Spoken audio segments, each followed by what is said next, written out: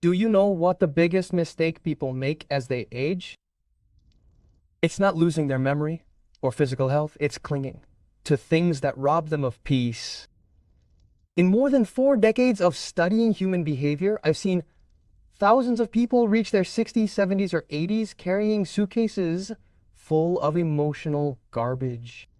And today I'm going to reveal the 10 things you need to eliminate if you want a dignified, peaceful, and above all, happy old age. Because let me tell you something, the quality of your later years doesn't depend on how much money you have in the bank. It depends on what you're willing to let go of. Stick around until the end, because number 7 is the hardest to let go of, but it's also the one that will give you the most freedom. I've dedicated my life to understanding why people make their lives so complicated. I've written more than 30 books on detachment, self-esteem, and emotional health. And if I've learned anything, it's this. Aging isn't the problem. The problem is aging badly. Old age can be the most liberating stage of your life, or the most bitter, and that decision is completely in your hands. Today, I'm not going to talk to you about miracle diets or exercises to stay young. I'm going to talk to you about something much deeper, about the invisible burdens that you carry in your soul and that are robbing you of the joy of living. So take a deep breath, because what I'm going to share with you could radically change your perspective on aging. If this message resonates with you, I invite you to like this video and subscribe to the channel so that we can continue growing together in this community that seeks to live with greater awareness, balance, and emotional freedom. Let's start with the first thing. You must eliminate the need for external approval. Let's start with something that seems harmless, but is pure poison: the obsession with what others think. At 20, you worry about what your friends think. At 40, what your boss or neighbors think. But if you reach 60 and you're still living for the gallery, we have a serious problem. I've seen 75-year-olds who don't dare dress the way they want because what will people say? Men who hide their musical taste because their children think it's not age appropriate. Women who refuse to travel alone because it's not seen as a good thing in their social circle. Do you realize how absurd this is? Old age should be the time of greatest authenticity in your life. After decades of pretending, pleasing, conforming, you're still going to play a role. External approval is a drug. It's never enough, and you always need more. You can spend your whole life seeking it and never feel satisfied. Here's the uncomfortable truth. Most people don't care about you as much as you think. They're too busy worrying about their own lives. And for those who do take the time to judge you, do you really want those opinions to rule your existence? Removing this need doesn't mean becoming selfish or indifferent. It means developing an internal center of gravity. It means making your decisions based on your values, not the whims of an imaginary audience. And trust me, when you achieve that, you experience a freedom that is priceless. Second, resentment and old hurts. Now let's get to something deeper. Resentment. That poison you take in waiting for the other person to die. I've seen people live to be 80 years old, still brooding over offenses from 40 years ago. Still angry at the parent who wasn't loving, the spouse who betrayed them, the sibling who took their inheritance. Let me tell you something you might not want to hear. You're not punishing the person who hurt you, you're punishing yourself. Every time you relive that offense, your body responds as if it's happening right now. Your blood pressure goes up, your cortisol spikes, your immune system weakens. You're literally making yourself sick from events that already happened. Resentment is like having a tenant who doesn't pay rent, but is living rent-free in your head. It takes up space, it consumes energy, and it keeps you from sleeping peacefully. And the worst part is that the person who hurt you probably doesn't even think about you. They're living their life while you're stuck in the past. Now be careful. Forgiving doesn't mean forgetting or justifying what was done to you. It's not about calling that person up and telling them everything is fine. Forgiving is an act of personal liberation. It's deciding that that hurt will no longer rule your present. It's reclaiming the energy you've been investing in resentment and redirecting it towards something constructive. Think about this. If you have 20 years left to live, how many of those years are you willing to waste in bitterness? Time is the only resource that can be recovered. Every minute you spend hating is a minute you lose to love, to create, to enjoy. Old age without forgiveness is a self-imposed prison, and you hold the key. Third, constant comparison.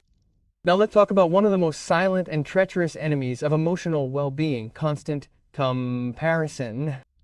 So-and-so travels all over the world and I barely go to the park. My neighbor has family who visit her every Sunday, and my kids hardly call me. That coworker retired with a huge pension, and I have to watch every penny. Does that sound familiar?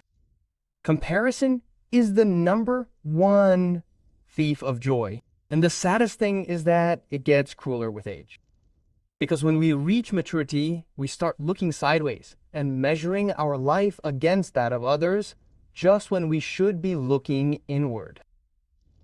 We compare our aging body with that of the neighbor who seems immortal, our fragile health with that of the friend who still runs marathons, our loneliness with the perfect family photos we see on social media. But there's something no one tells you. Those comparisons are an illusion. You only see the surface and the part that others allow you to see. You see the perfect photo of the smiling family, but you don't know that behind it lie arguments, disappointments, and uncomfortable silences. You see the friend traveling the world, but you ignore that perhaps he is doing it to escape his inner emptiness.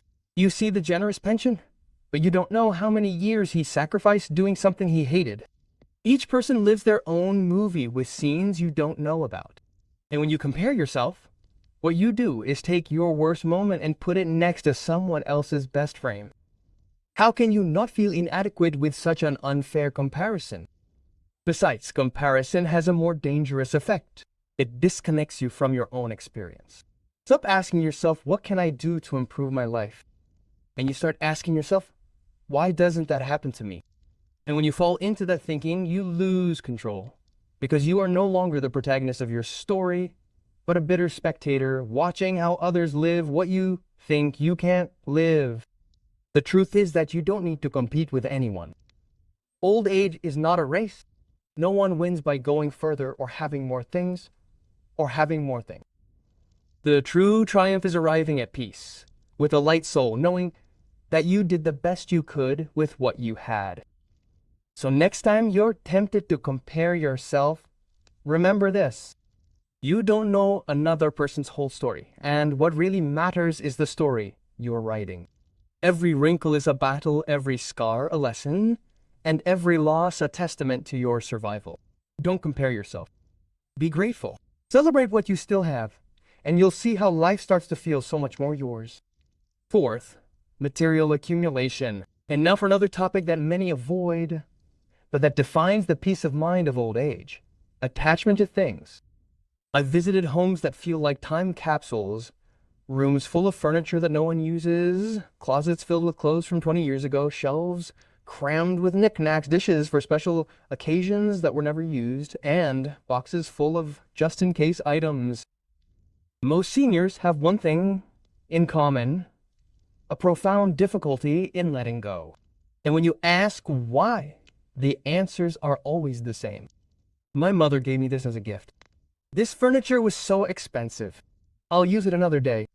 My kids are gonna want this when I'm gone, but let me be brutally honest with you.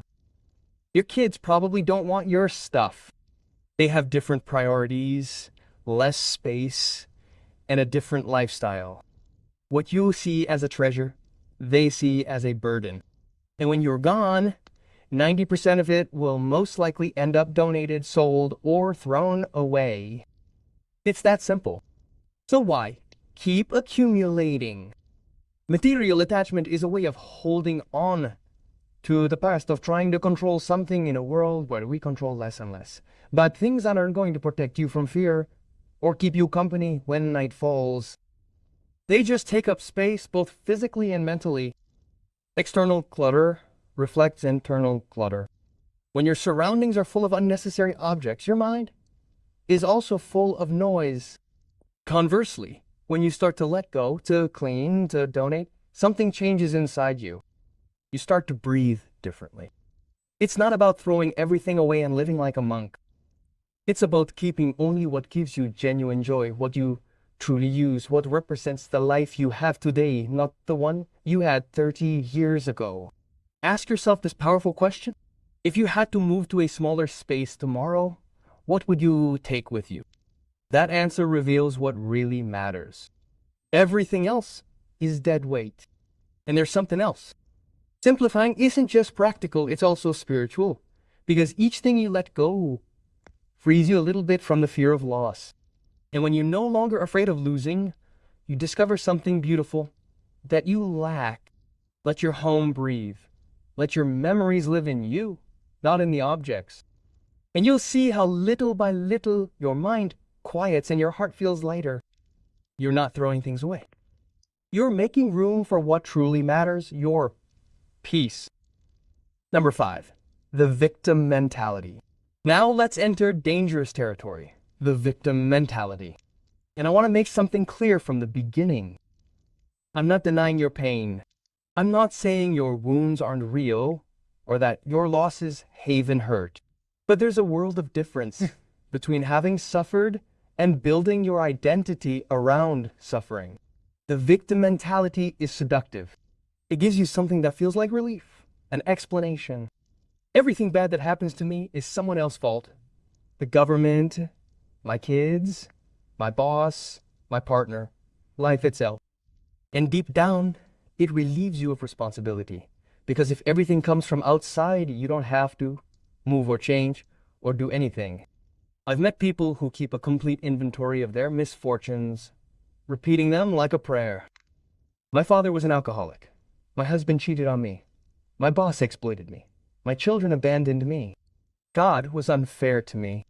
And all of that may be true, but here's the hardest question. How much more of your life are you going to use those stories as an excuse not to live? Because as long as you see yourself as a victim, you give up the power to transform what lies ahead. And life, even though it hurts, is still waiting for you to take charge. The problem is that chronic victimization doesn't just rob you of energy, it isolates you. At first, people listen to you. They understand you, they support you, they try to cheer you up. But when every conversation revolves around the past, the complaints, how unfair everything has been, people get tired. And when they walk away, you have a new reason to complain. Even my friends abandoned me. And so the cycle repeats itself over and over again until one day you realize that there is no one to blame, only a void that you created yourself. Getting out of that prison doesn't mean denying your pain. It means stopping using it as an identity. It means saying, yes, life hit me hard, but I'm still here. It means recognizing that even though you didn't choose what happened to you, you can choose what you do with it now. There are people who have experienced unimaginable tragedies, loss, illness, war, poverty, and yet they still found a way to make sense of their story. And there are others who, without major catastrophes, live trapped in bitterness, difference, and narrative. The story you tell yourself determines the course of your life.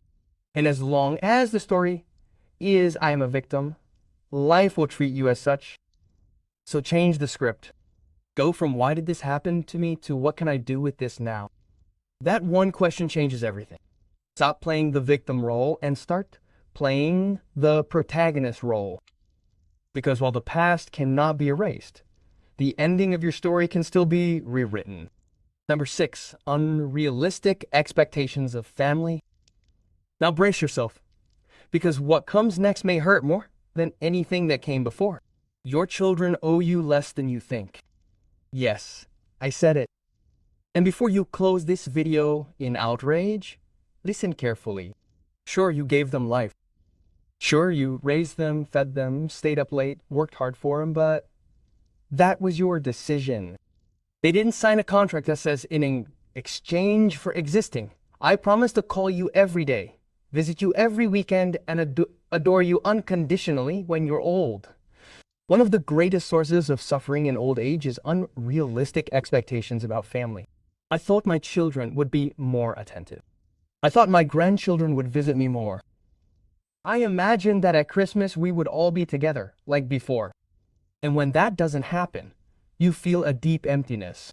But that emptiness isn't caused by reality, it's caused by your expectations. Your children don't live in the same world that you grew up in. They're caught up in a fast-paced world with responsibilities, debts, stress. And it's not that they don't love you, it's just that their lives are happening the same way yours did when you were young. Plus, there's something that few people recognize. Family relationships aren't always harmonious. There are unresolved wounds, uncomfortable silences, distances that no one wanted but everyone maintained. And to think that all of that is going to magically disappear with the years is unrealistic, naive.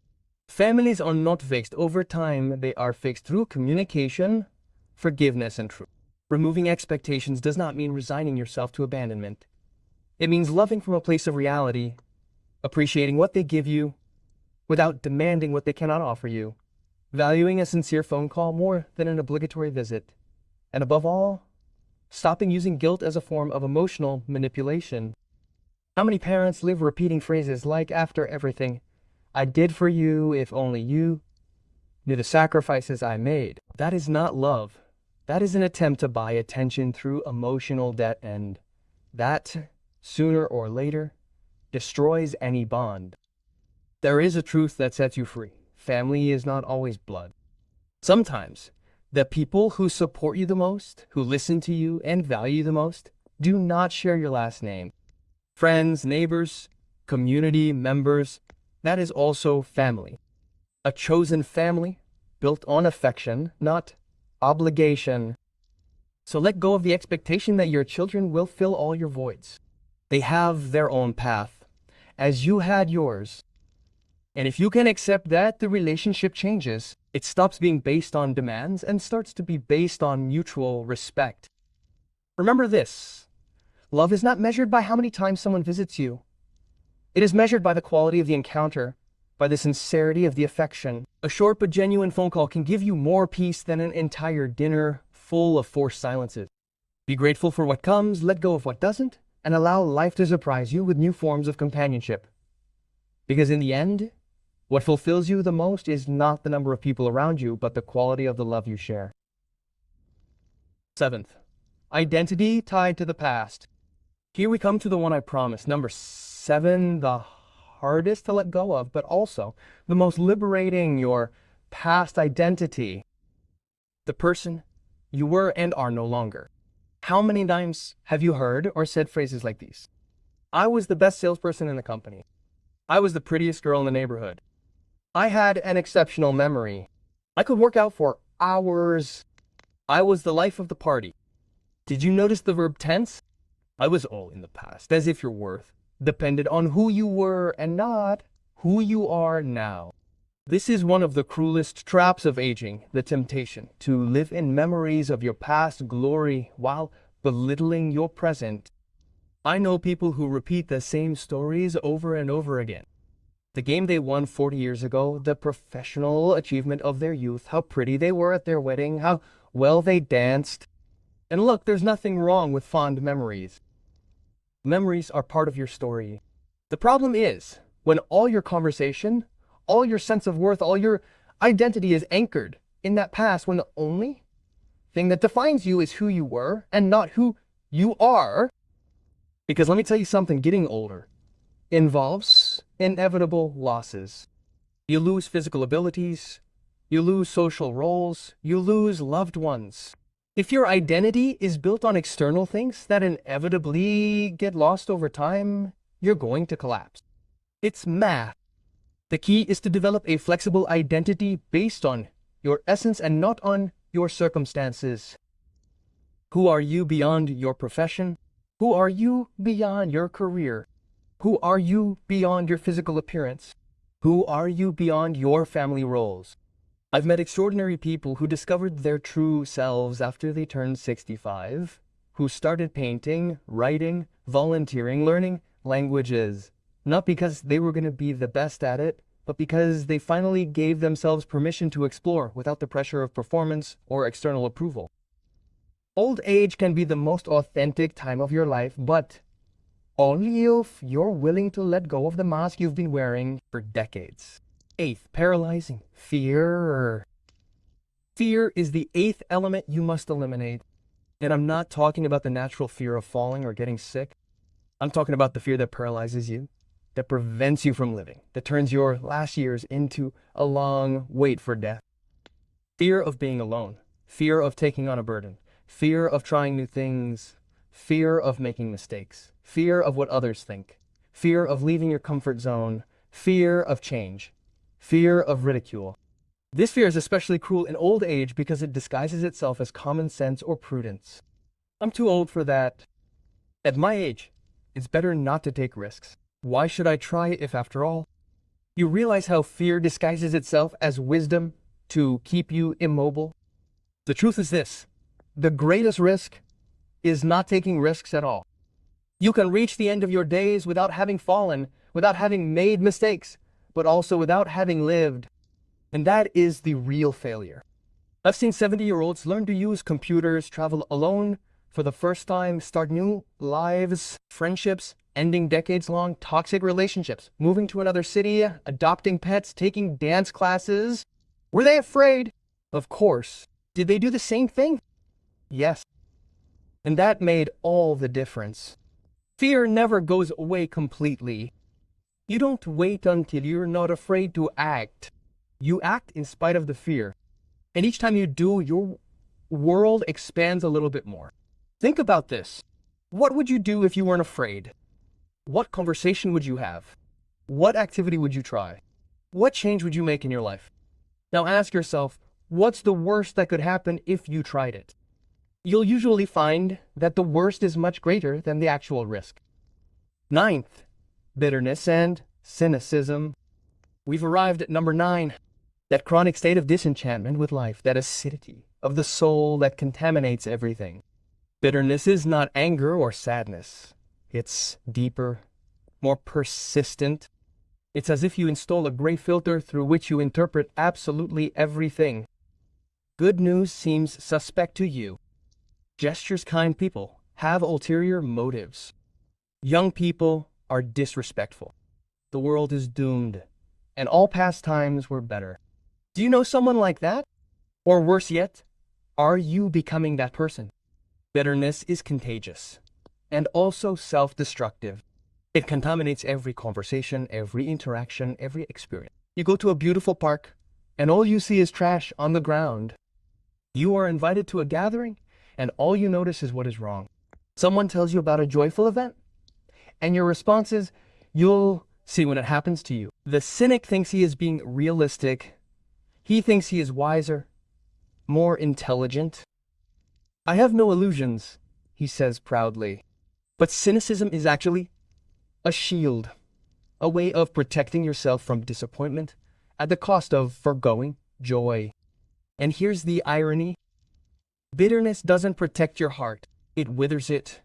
It doesn't make you stronger. It makes you more rigid, lonelier, smaller. And you know what the ultimate tragedy is? Bitterness feeds on itself. The more bitter you are, the more you push people away. The lonelier you are, the more reasons you find to stay bitter. A vicious cycle until you decide to break it. Eliminating bitterness is not an emotional act. It's a conscious act of will. It requires challenging your automatic negative interpretation. It requires actively looking for the good, the beautiful, the lovable, even if it's not always obvious. It requires deliberate gratitude. And I don't mean calendar phrases or empty phrases. I mean looking around you each day and finding even one thing to be thankful for. Seeing the bright side of things is not naivete, it's an act of emotional rebellion. It is choosing not to let the world, with all its cruelty, steal your ability to be amazed, to enjoy, to expect something good. Because when you lose that, you lose your life even before you die. 10th, resistance to help. And finally, we come to number 10, resistance to asking for or accepting help. That silent pride that whispers to you, I can do it alone. I don't want to bother anyone. I don't need anyone. This poison is especially common in people who throughout their lives were the strong ones, the ones who solved everything, the ones who helped, the providers, the invincible ones. And now that their strength is starting to wane, their eyesight is getting tired, their body is no longer responding, as well, many flatly refuse to ask for support. They prefer to suffer in silence rather than feel like a burden. But let me tell you something very clearly. Independence is valuable, but absolute self-sufficiency is an illusion. We all need help. At some point, accepting this does not make you weak. It makes you human. Furthermore, when you refuse to receive help, you are taking away from others the opportunity to give, to feel useful, to express their love. You are cutting off the natural reciprocity that sustains human relationships. Think about it for a moment. You, who have helped others so many times, felt bad doing so, thought they were a burden? Probably not. Surely you felt good, you felt useful, important, valuable. So why do you think others wouldn't feel the same way about helping you? Resistance to help also stems from fear. Fear of being vulnerable, of showing fragility, of losing control. But here's the paradox. The more you cling to control, the faster you lose it. True strength is not in doing everything alone. It's in knowing when to let go, when to lean on others, when to allow yourself to be taken care of. Accepting help with dignity, without resentment or guilt, is an art. And believe me, it's much better to learn it by your own decision than to wait for life or a crisis to force you to do so. Let others accompany you. Let life sustain you. Let others support you. As you held so many, receiving is also a form of love. And when you learn that, when you allow help to flow in both directions, you discover that old age is not decline, but an act of profound humility where you give and receive with the same heart. Okay, so we've gone through these 10 things you need to let go of in order to live a fulfilled old age. And perhaps you're feeling overwhelmed right now. Perhaps you've identified with several or all of them. Maybe you're thinking, it's too late for me. Let me stop you right there. It's never too late to let go. It doesn't matter if you're 60, 70, 80, or 90. As long as you're aware and breathing, you have the ability to choose to let go, to change. You don't have to do it all at once. In fact, you shouldn't. Pick one of these 10 things, the one that resonates with you the most, the one that feels like it's lifting the most weight off you, and start there. Small steps, daily decisions. Do you need external validation? Practice one small decision each day based solely on what you want. Wear that colorful shirt you like today even though you think it's not age appropriate. You carry resentment. Write a letter that you'll never send, telling that person everything you need to say. Then burn it. It's symbolic, but powerful. You're constantly comparing yourself. Every time you catch yourself doing this, stop and list 3 good things about your own life. Redirect your attention. Your house is full of stuff. Start with 1 drawer. Just 1. Get rid of things you haven't used in 3 years. Feel yourself breathing easier with that freed up space. Transformation doesn't happen in big dramatic gestures. It happens in small, consistent choices day after day. And every time you choose to let go of something, on this list, you're taking back a piece of your freedom. I want you to understand something fundamental. Aging is inevitable, but how you do it is optional. You can enter your later years burdened with grievances, resentments, fears, and bitterness. Or you can enter it lightly, peacefully, with genuine wisdom and an open heart. The difference is not in external circumstances. It's in what you choose to carry and what you choose to let go of. I've met people with minimal pensions and frail bodies who radiated joy. And I've met people with abundant resources and enviable health who were profoundly unhappy. The difference is always on the inside. Your old age will only be as good as the internal work you're willing to do. And that work, to a large extent, is a work of subtraction, not addition. It's not about accumulating more stuff, more accomplishments, more accolades. It's about eliminating what gets in your way so that you can experience life more fully. You know, there's something I didn't tell you at the beginning that I want to share with you now that we've gotten to this point. For years, I've worked with people who were dying, terminally ill patients who knew they had weeks, months, sometimes just days left. And you know what I never heard in those final moments? I never heard anyone say, I wish I had worked harder. I should have bought a bigger house. I should have made more money. What I did hear over and over, again in a voice filled with regret and silent tears, was this. I wish I had had the courage to live my own life. I wish I hadn't held on to so many grudges. I wish I had said, I love you more often. I wish I hadn't been so afraid. Those I wish are devastating. They come when there's no time to change anything. They come when life becomes a mirror reflecting all the missed opportunities and unexpressed affection.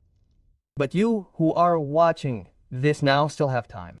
Maybe not as much as you'd like, but you have today. And today is enough to start letting go of what weighs you down. Today is enough to say no more resentments, no more comparisons, no more self-imposed prisons. Old age is not a waiting room. It's not an epilogue where you just rehash what you've already lived. It can be the chapter where you finally free yourself from everything that has kept you from being yourself for decades.